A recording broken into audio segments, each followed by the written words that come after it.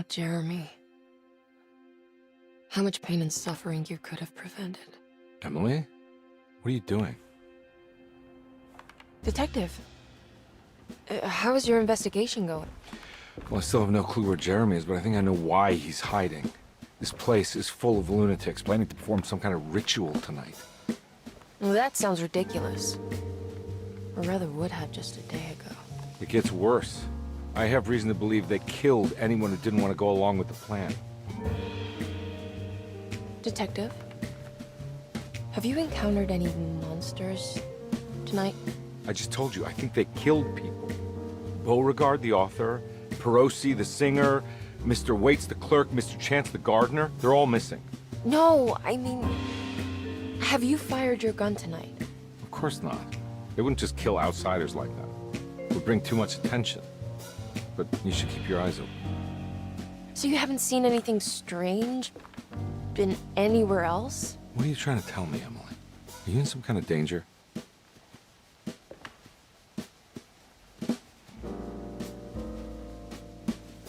Let me drive you back to New Orleans. I think I have enough. You know, at least get the police to take a look at this case. No, I'm fine. Thank you, Detective. I'll find your uncle, Miss Harwood. Just stay out of trouble.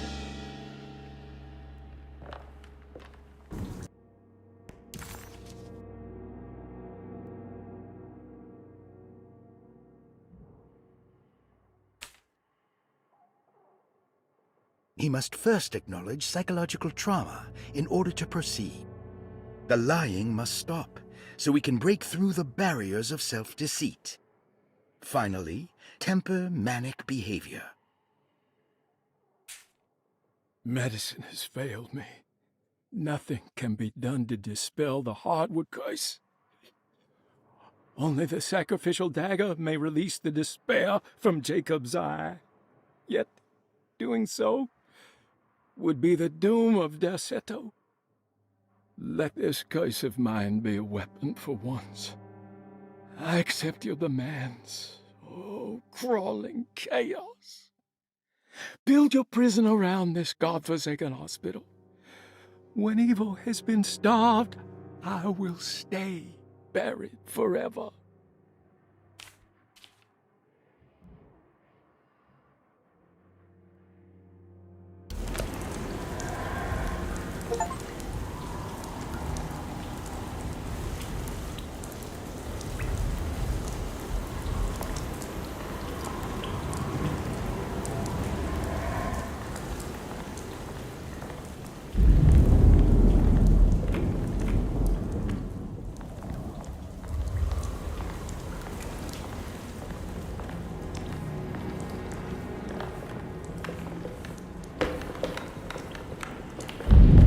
It's getting rough out there.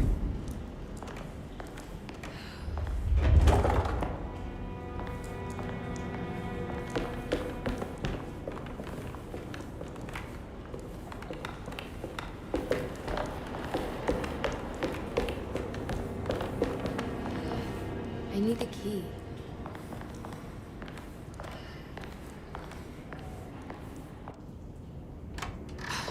If we can just get rid of Jeremy, everything will go back to normal. That reminds me. I saw Miss Emily earlier. You remember her? You know she's Jeremy's niece. She's looking for him. That's right. She's helping us, in her own way. As long as she don't stand in the way of the mother of 1,000 young. I don't think she knows or cares about that. She just here for Jeremy. I've been more worried about that Detective Carmen fella. He been snooping around asking all kinds of questions. God, it hurts. I wish you would stop doing that. Gives me the heebie-jeebies.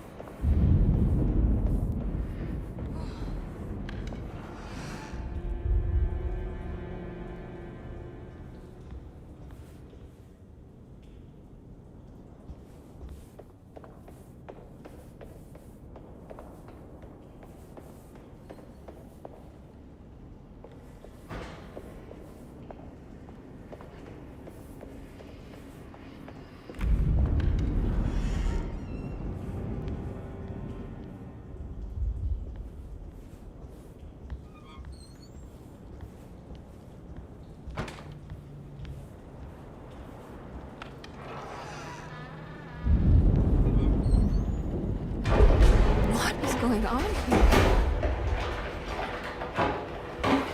It's blocked.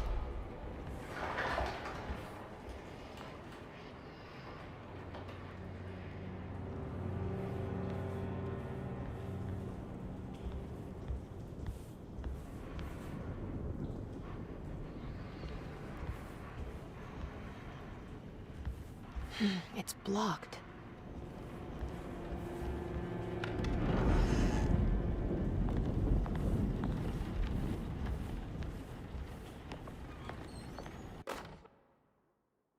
Lunacy and the Astarte Artist Colony, a monograph by Yael Klein. In early 1909, the old Derceto plantation outside of New Orleans was turned into an artist's colony. 3 famous European artists rented the house and the surrounding land from the owner, the Ledoux family. The colony was chiefly run by Sebastian Cortez, who was playfully dubbed the captain by his collaborators, William Arges and Heinrich Kassel. The colony existed for 6 years, until one day all 12 members disappeared without a trace. It is widely believed that their disappearance is connected to the disastrous hurricane that passed through on September 29, 1915, but nothing truly supports this claim. What is known is their frequent participation in New Orleans nightlife, their love for hosting parties, and their elaborate contributions to the Mardi Gras parades as the Pirates of Pontchartrain. Accounts of their lifestyle can be found in almost every gossip column. It can effectively be summed up as carefree and bohemian. In late June 1909, the name Astarte first appeared in the newspapers. Cortez said the name came to him as he was painting. There is never any claim to knowing about the ancient Phoenician fertility goddess with the same name before this time. His fellow colonist Heinrich Kassel did know, because he later produced sculptures that show clear references to ancient idols of the goddess. It's impossible to know for sure how this name suddenly made an appearance, but it is interesting because of Derceto's history. Even the name Derceto is the Greek name of a Syrian fertility goddess. In the case of naming the plantation, Derceto was certainly not an accident. We know that Elijah Pickford intended to build a temple for his cult, for he had distributed pamphlets 2 years prior to the purchase of the land, advertising his intentions. His followers were estimated to be almost 100 men and women, mostly sailors, Maroons, and Cajuns, when the plantation was built. To outsiders, Derceto registered as an ordinary slave plantation, which enabled Pickford and his flock to remain hidden for decades. The official story is that the cult lasted until 1862, when the Union Army came and burned down the plantation and scattered all who lived there. Following the Civil War, new people started to congregate in the ruins of Derceto to invent a new fertility goddess, the Shub-Niggurath. As much as Derceto is a particular name to have heard of, it's not entirely uncommon among the learned. Astarte is equally known and could have been subconsciously chosen by well-read artists. Shub-Niggurath is, on the other hand, very uncommon. Almost impossible that anyone in Louisiana would have heard that name. The name is referenced only in rare books like Unaussprechlichen Kulten and the Necronomicon, and is believed to be a bastardization of Arabic words meaning pertaining to the dark young. The few paragraphs printed on the goddess are so upsetting that no one in their right mind would want to build a religion resting on such qualities. The Shub-Niggurath cult was hard to get rid of, but it is believed that despite the police jailing and killing several cultists over the years, the main culprit in the cult's demise is the cult itself, which seems to line up with every instance of cult activity on Derceto's grounds. When Captain J.W. Norton of the Union Army arrived, he described the people at Derceto as malnourished and maniacal. As much as the army tried to save them, they fought back with fervor, as if nothing was going to stop them from slowly destroying themselves. While the disappearance of the Astarte Artist Colony remains a mystery, The recurring motif seems to suggest that their fate involved lunacy and a hunger for self-sacrifice to that fertility goddess with 1,000 names.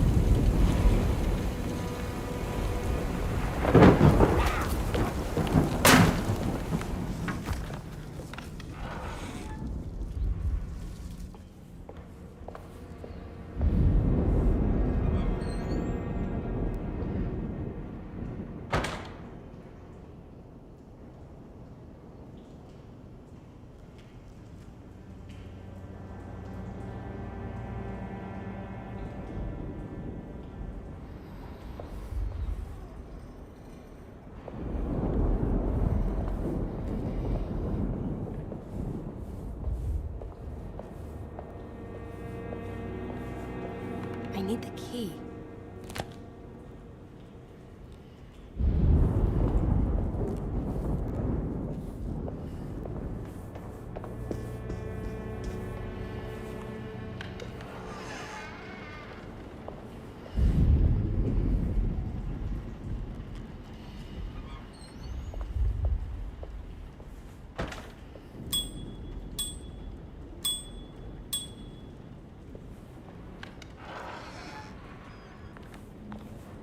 Mr. Waits must have had a spare key to Dr. Gray's office, but where? I need the key.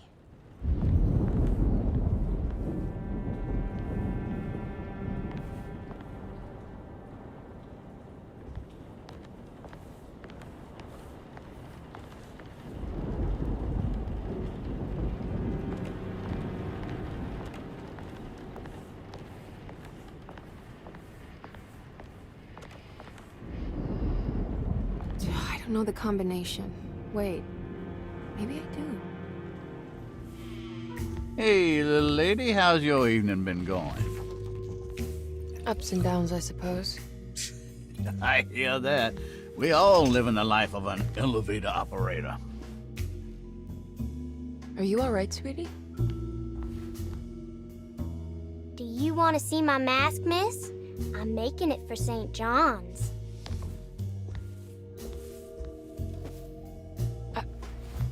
How did you... Is that supposed to be my... Ow! You should learn your place, little girl. Why are you acting this way? What did I ever do to you?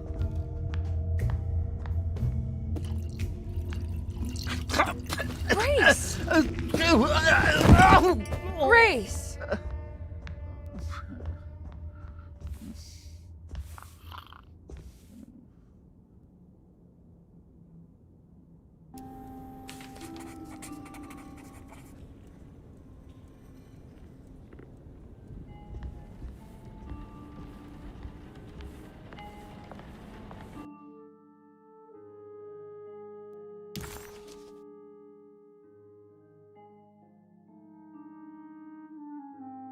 What a terrible thing to recognize that your betterment was an illusion. That you are so infatuated by the virtue of struggling that despite all your hard work, you made no real efforts to ever become well. Or that the treatment becomes such an obsession that instead of letting your wounds heal over time, you tear at the flesh in the hope that it will heal better and faster, if only it would bleed in the way you wanted. Do we ever become well? What do you think, Dr. Gray?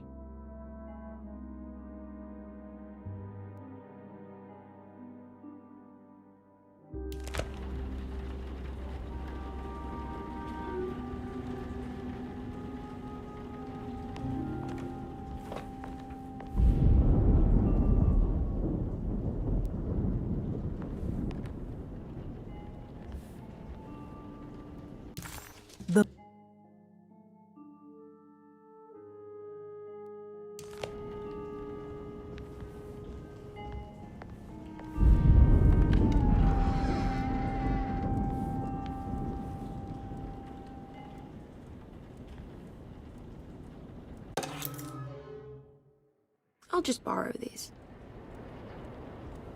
At least he's breathing. I'll just let him sleep it off.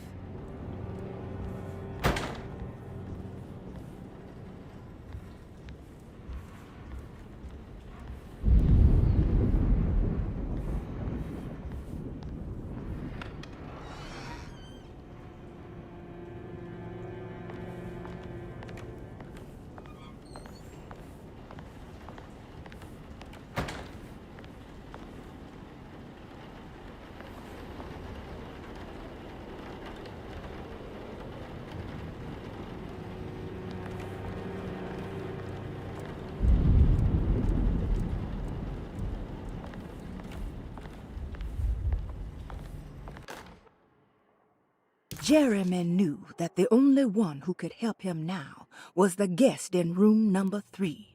The room seemed to have been empty for so long. But that wasn't allowed to be true. The story needed to be different. To include something from the outside, he would bring the guest back to room 3 and show them what was in that safe. 913. But those were not the right numbers. That was the combination for the safe in the clerk's office.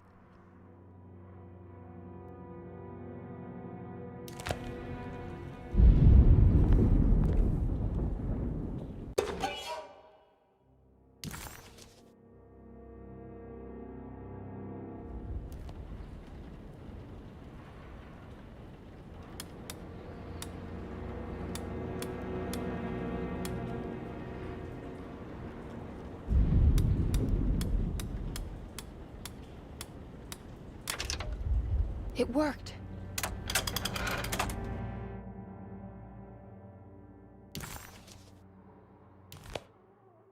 The last guest in the empty room suffered from severe maladaptation.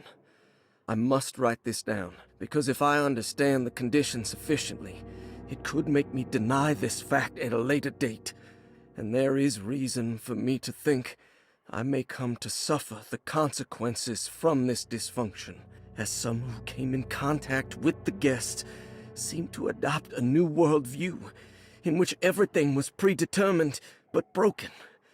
Upon accepting this worldview, some memories became unmanageable and later rejected.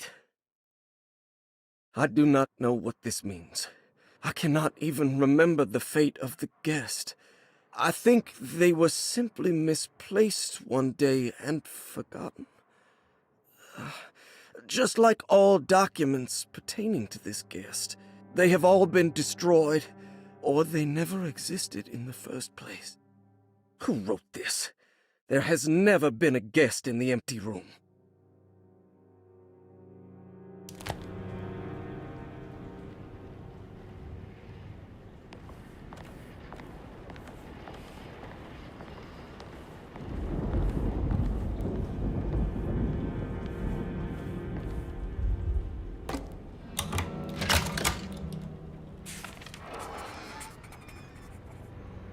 Here we are, Dr. Gray's office. Now let's see if we can find some answers.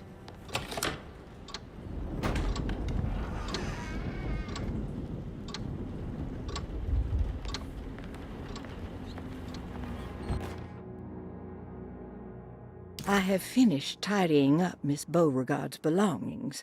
I will leave it to you to contact her agent and have them collect her things. I found one of Grace's drawings she might want back, along with this key in her room, which I believe you've been looking for, Mrs. Thompson.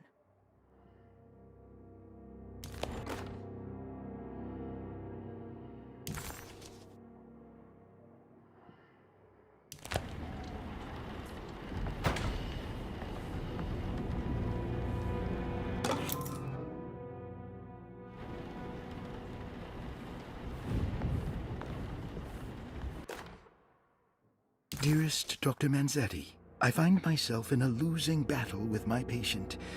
As I've disclosed in my previous letter, his delusions have him completely captured. It's bad enough that he is torturing himself with paranoia, but his madness turns out to be quite persuasive to others, effectively laying the ground for mass delusion. I am writing to you in hope that you can give me some guidance. Beyond my ambition to avoid devastating surgery on my patient, I have grown worried about my own defenses. The words of my patient are deranged, yet they often resonate with something primitive within me. I have tried photographing his brain with X-rays. It was surprisingly difficult to get good results. Dark blotches on the plates kept obscuring all details. My patient looked at the bad plates and cried out in terror, telling me the dark areas was the shadow of the worm, eating him from inside. I could not see anything out of the ordinary. I hope this is a sign that my mind is not as receptive to the madness as I had feared. After further inquiry, my patient described the shadows inside his mind as some kind of chthonic monstrosity that wants to undermine his sanctuary. This is clearly a reference to a place he calls Teroea, a sort of library or convent that works as a psychological haven.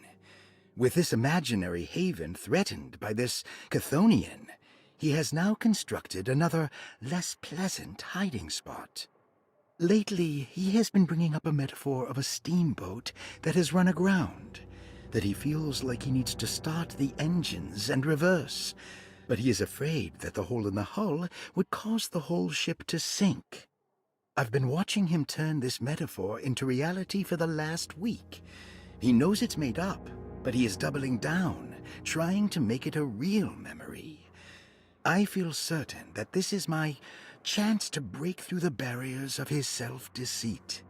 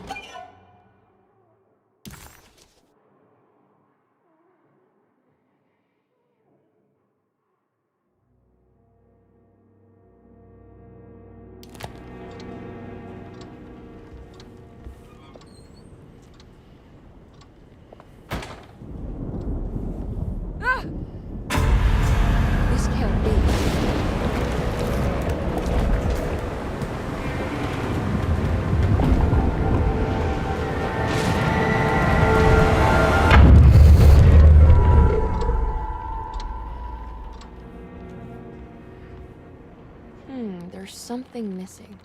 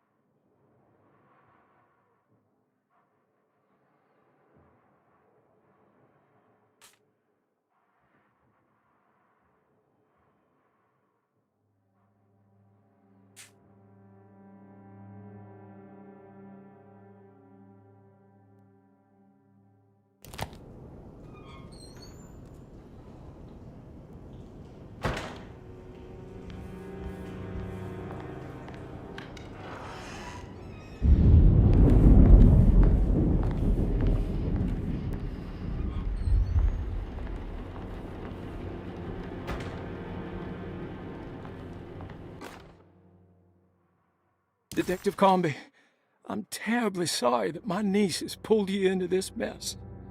Please, with all my blessings, take her away from this cursed place. I have destroyed that Eater of Worlds and locked it away in the attic and retreated to a place of hiding. Tell Emily I'm safe. Tell her all the lies you can think of to make her listen. Take her back to New Orleans. Sincerely, Jeremy.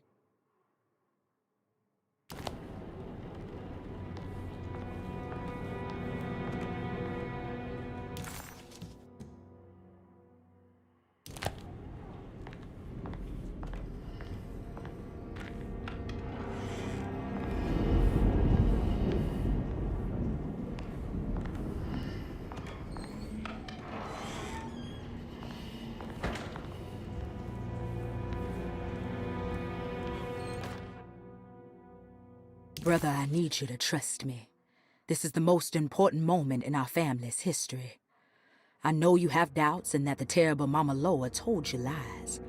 I would never betray you. I promise. Lottie.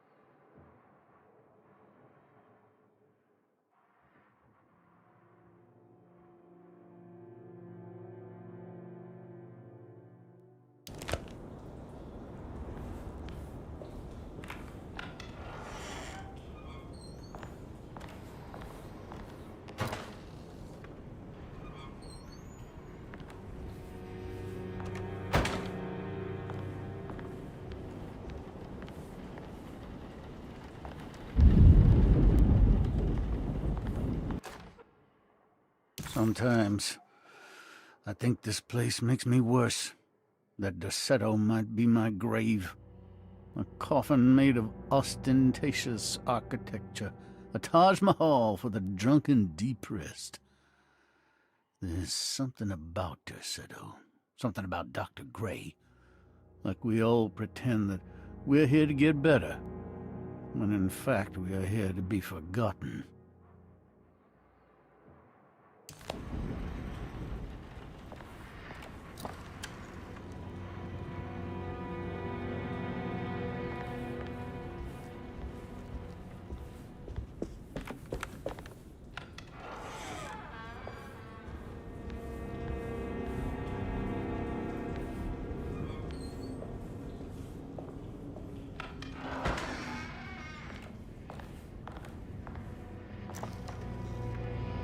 Ruth, are you there? No, of course not.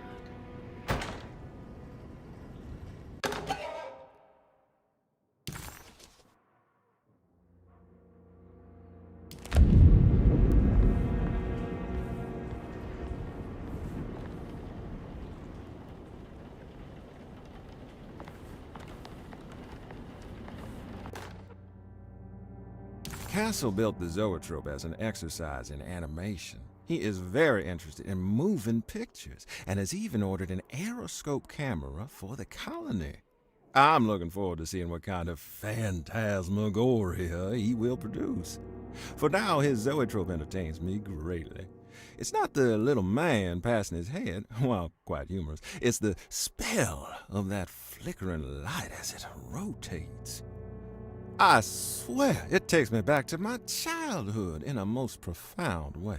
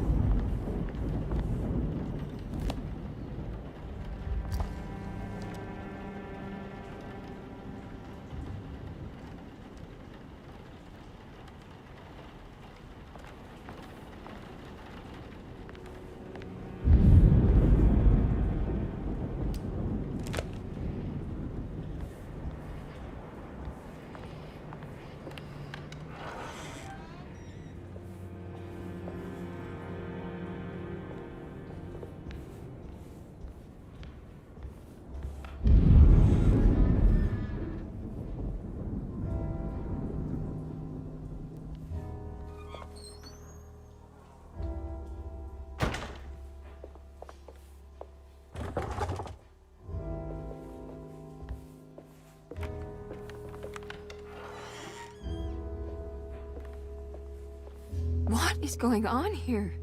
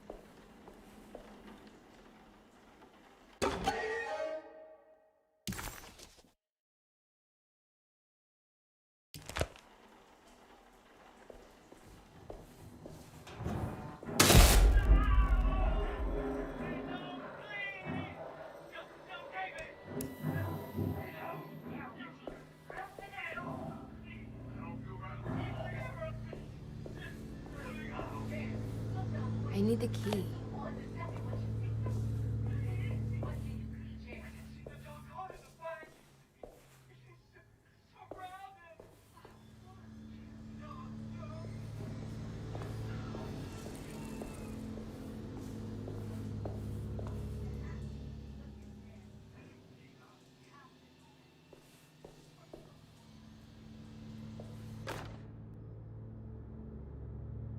Hypothetical psychosurgery based on the ideas by Burckhardt and the St. Petersburg research could end up saving Jeremy's mind.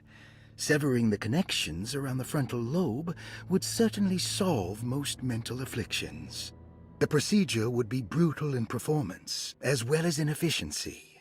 An ice pick pushed through the edge of the eye and into the skull would untether the nerves like Alexander cutting the Gordian knot. As this would likely leave Jeremy in a very different condition, all other paths should first be explored. The medical instrument I would need for this lobotomy is missing, and I should have Waits order a new one.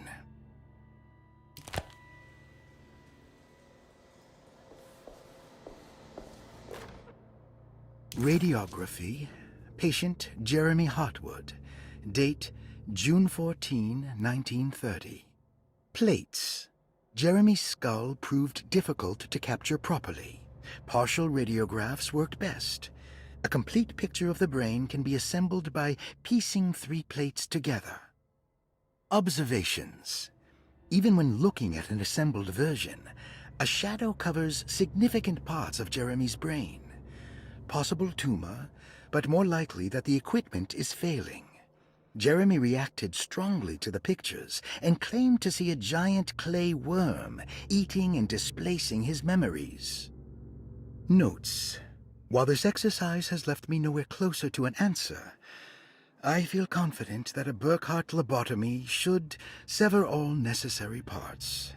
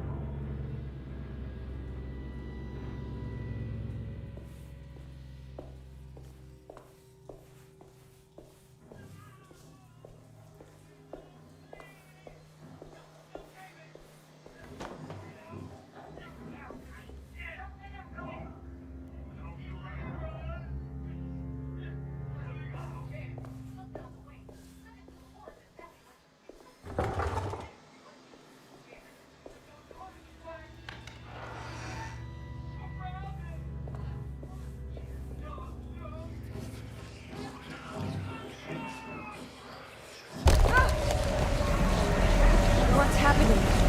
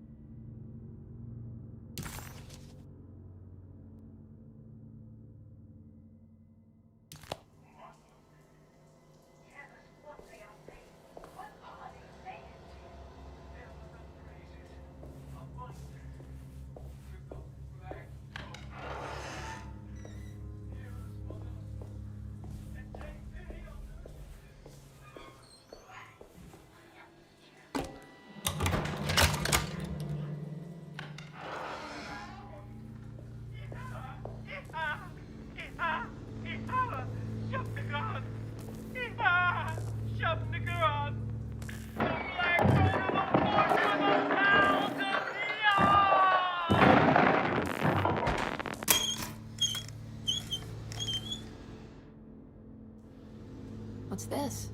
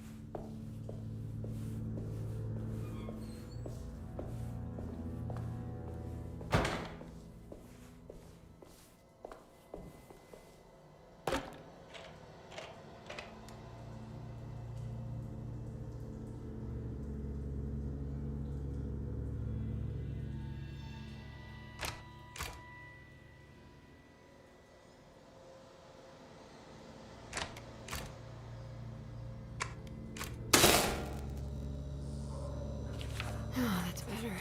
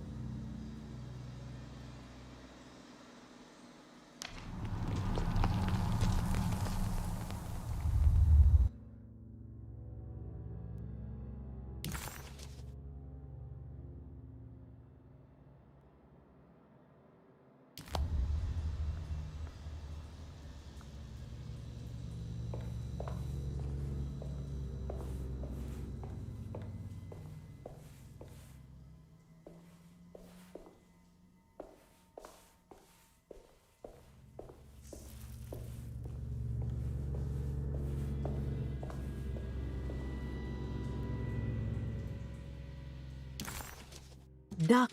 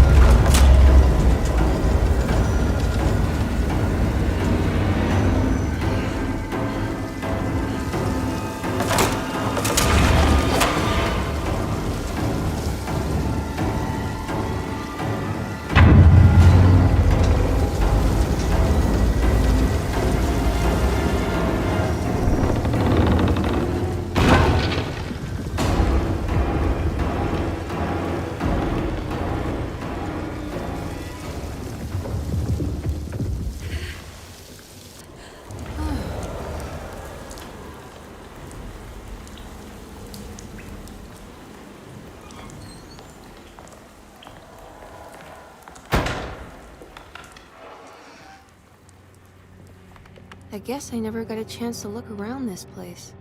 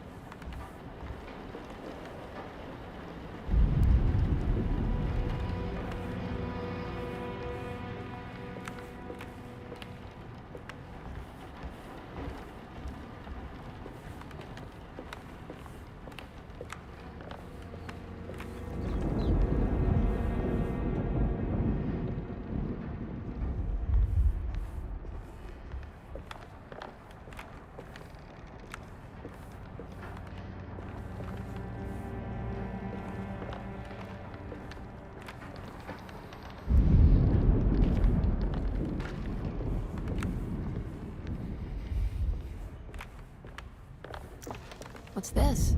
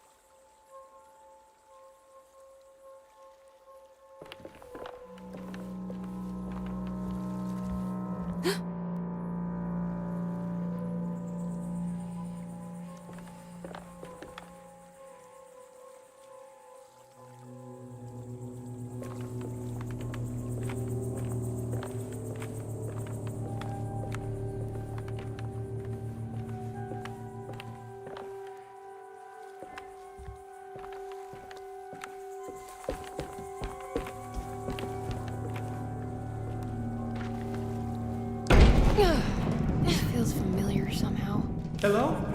Is anyone there? Jeremy, where are you? I'm stuck in the mud and the bayou is taking me. Jeremy? Can you hear me? The motor is dead. I can't do anything more. Hang on, Jeremy. I'll get the boat running. I'll get you out of here.